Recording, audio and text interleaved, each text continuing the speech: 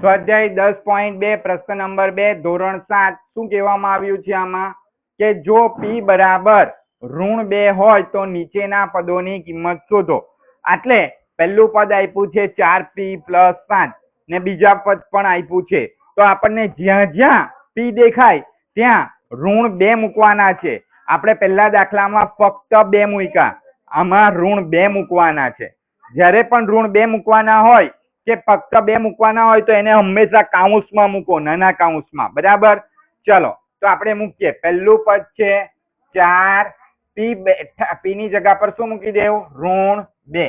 તમે જોઈ જ શકો છો. એટલે આ p બરાબર ઋણ 2 વત્તા 7. ધ્યાન આપજો, આ બંનેની વચ્ચે કઈનું ચિહ્ન નથી એટલે આપણે શાનું ચિહ્ન સમજવાનું છે? બોલો, ગુણાકાર. સરસ. ચલો 4 ગુણ્યા ઋણ 2 વત્તા 7. ધ્યાન આપજો, 4 2 વાર એટલે પણ 4 2 વાર જ કરવાનું છે. 4 2 વાર કેટલા થાય? 4 2 વાર કેટલા થાય? બધાનું ધ્યાન આટલે. 4 2 વાર ધ્યાન આટલે. 4 2 વાર કેટલા થાય? હા બોલો, 8. બરાબર છે. પરંતુ આ બંનેમાં ઋણ ચિહ્ન કેટલી વાર છે? એક વાર. એટલે શાનું ચિહ્ન આવશે? ઓછાનું. મેં તમને કીધું જ છે, જ્યારે પણ એકી સંખ્યામાં ઋણ ચિહ્ન હોય, 1 વાર, 3 વાર, 5 વાર, 7 વાર, તો આપણે જવાબમાં પરિણામમાં ઋણ ચિહ્ન મૂકવાનું.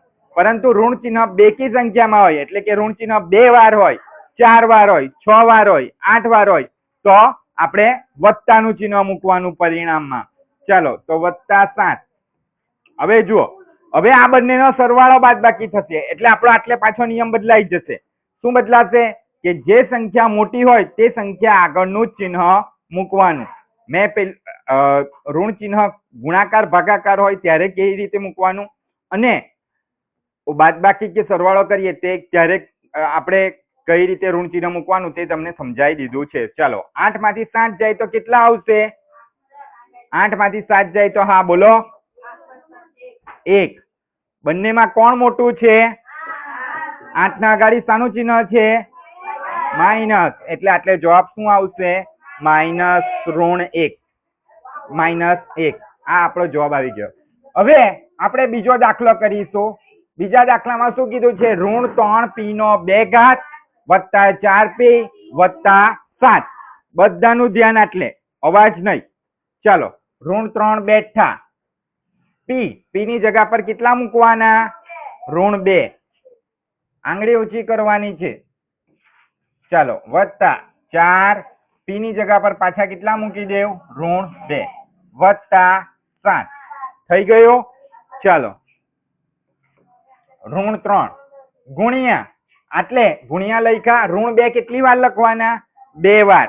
બરાબર? તમે 2 નો વર્ગ 4 પણ કરી શકો, પણ એટલે ઓછાનું ચિહ્ન છે એટલે આપણે ઋણ 2 2 વાર લખીશું. ચાલો ઋણ 2 ગુણ્યા ઋણ 2.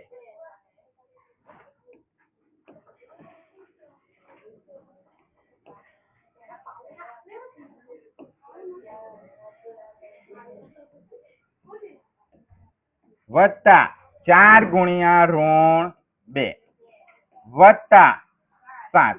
થઈ ગયું? બરાબર?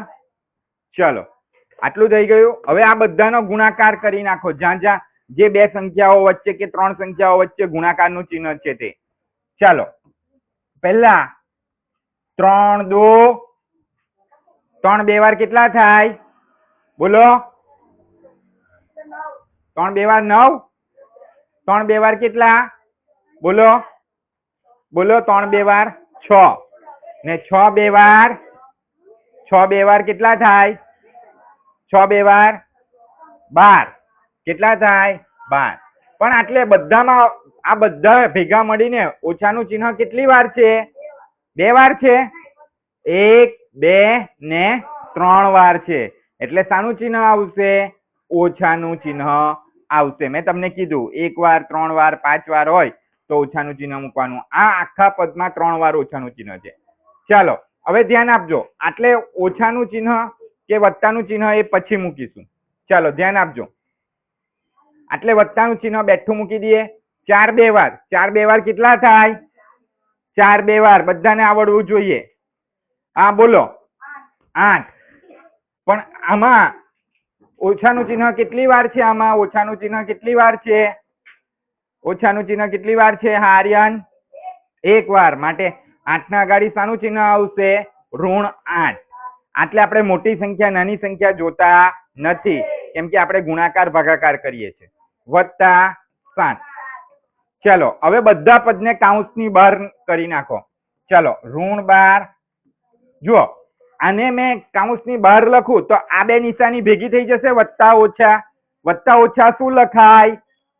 વત્તા ઓછા ઓછા લખાય. જ્યારે પણ જુદા જુદા ચિહ્ન હોય ત્યારે ઓછા લખવાનું, જ્યારે સરખા ચિહ્ન હોય ત્યારે શું કરવાનું? વત્તા. ચલો વત્તા 7. ચલો હવે પહેલા બે પદોનો શું કરવો પડશે? સરવાળો કરવો પડશે કે બાદબાકી? ઓછા ઓછા. શું કરવો પડશે? સરખા ચિહ્નો. સરવાળો કરવો પડશે કે બાદબાકી? સરવાળો કરવો પડે. 12 ને 8 20. બંનેમાં મોટું કોણ છે? 12 મોટા છે ને, એટલે ઋણ 20. આ 7 મેં બેઠા લખું છું. 7 બેઠા લખું છું. વત્તા 7. શું છે? હા ચાલો હવે આ ઓછા વત્તા છે તો ઓછા વત્તા જુદા જુદા ચિહ્નો આવ્યા તો શું કરવાનું? બાદબાકી. ખબર જ છે ને? ચાલો 20 માંથી 7 જશે તો કેટલા આવશે? સરસ, -13. કેટલા આવશે? -13.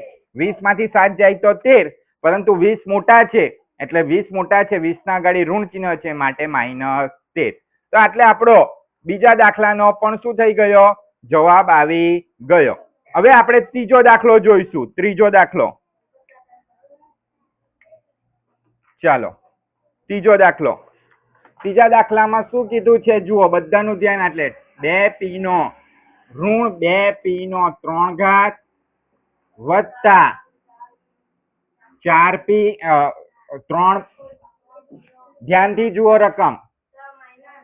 હા ઋણ 2p નો 3 ઘાત ઓછા 3p નો 2 ઘાત વત્તા 4p વત્તા 7.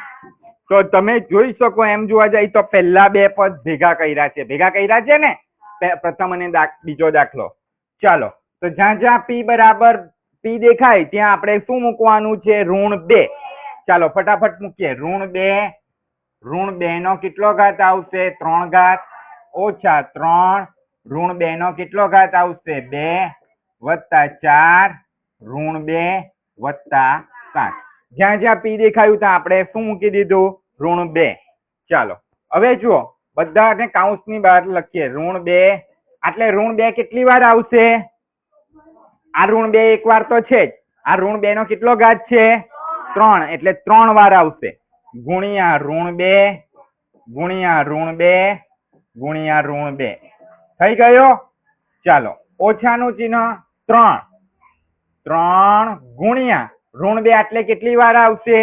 2 વાર. ઋણ 2 ગુણ્યા ઋણ 2 વત્તા 4 ગુણ્યા ઋણ 2 એટલે ઋણ 2 એક જ વાર છે એટલે ને વત્તા 7 બેઠા. ચાલો ધ્યાન આપજો. આ બધાનો શું કરવાનો છે? ગુણાકાર. 2 2 વાર 2 2 વાર 4 4 2 વાર 8 2 વાર 8 2 વાર 8 16 8 2 વાર કેટલા થશે? 16. ચાલો ઓછાનું ચિહ્ન ગણી નાખો. કેટલી વાર છે? 1 2 3 4. તો શાનું ચિહ્ન આવે? હા બોલો. માઇનસ નું ચિહ્ન આવશે. વત્તાનું. જ્યારે પણ બેકી સંખ્યામાં ઓછાનું ચિહ્ન હોય 2 વાર 4 વાર 6 વાર ત્યારે શું આવે? વત્તાનું ચિહ્ન. પણ એકી સંખ્યામાં હોય ઓછાનું ચિહ્ન 1 વાર હોય 3 વાર હોય તો વત્તાનું ચિહ્ન. ચાલો આ ઓછા બેઠા, આ ઓછા. ચાલો આ બે નો ગુણાકાર કરો. 3 2 3 2 વાર 6 6 2 12 12. ચાલો 12. આને કાઉન્સમાં લખવાનું હે. ચાલો 12 થી આ 12 ને પણ આપણે કાઉન્સમાં જ લખીએ. પણ આટલે ઓછાનું ચિહ્ન આ ચિહ્ન નથી ગણવાનું કેમ કે આ ચિહ્ન આપણે મૂકી દીધું છે. ચાલો તો ઓછાનું ચિહ્ન કેટલી વાર છે? 1 ને 2. 2 વાર આવ્યું તો શાનું ચિહ્ન આવશે? વત્તાનું જ આવશે એટલે નહીં લખો તો ચાલે. ચાલો વત્તા એટલે કાઉન્સની જો લખવું હોય તો આ કાઉન્સની અંદર જ લખવું પડે. ચાલો વત્તા 4 2 વાર 4 2 વાર કેટલા થાય? 8. ચાલો ઓછાનું ચિહ્ન કેટલી વાર છે આટલે? 1 વાર. એટલે જવાબમાં શાનું ચિહ્ન આવશે? ઓછા. પણ એ ક્યાં લખાશે? કૌંસની અંદર. કેમ કે કૌંસની બહાર વાળું આપણે પહેલા જ લખી દીધેલું છે. +7. હવે બબ્બે નો સરવાળો બાદબાકી કરો. પહેલા કૌંસની બહાર કાઢ લેવું.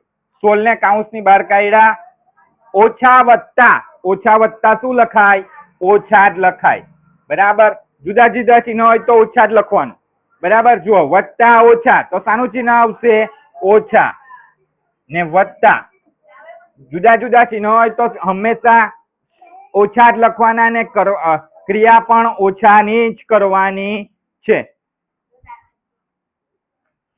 ચલો ધ્યાન આપો. હવે જુઓ 16 ઓછા 12. 16 માંથી 12 જાય તો કેટલા આવશે? 16 માંથી 12 જાય તો ફટાફટ. હા બોલો. 4. સરસ. કોણ મોટું છે બંનેમાં? 16. 16 ના આગાડી કઈનું ચિહ્ન છે? નથી એટલે વત્તાનું ચિહ્ન એટલે વત્તા. ચલો એટલે ઓછા વત્તા છે. શું કરવું પડશે? સરવાળો કરવો પડશે કે બાદબાકી? બાદબાકી. જુદા જુદા ચિહ્ન છે ને એટલે બાદબાકી. 8 માંથી 7 બાદ કરો કેટલા આવશે? હા બોલો. 1. સરસ 1. પણ 1 ના આગાડી શાનું ચિહ્ન આવશે? કોઈ કહેશે? ઓછા. કેમ કે 8 મોટા છે. 8 ના આગાડી ઓછાનું ચિહ્ન છે. ચાલો 4 માંથી 1 બાદ કરો કેટલા આવશે? 4 માંથી 1 બાદ કરે તો 3. ને 4 મોટા એટલે વત્તાનું જ ચિહ્ન એટલે આટલે આપણો જવાબ શું થઈ ગયો? આવી ગયો.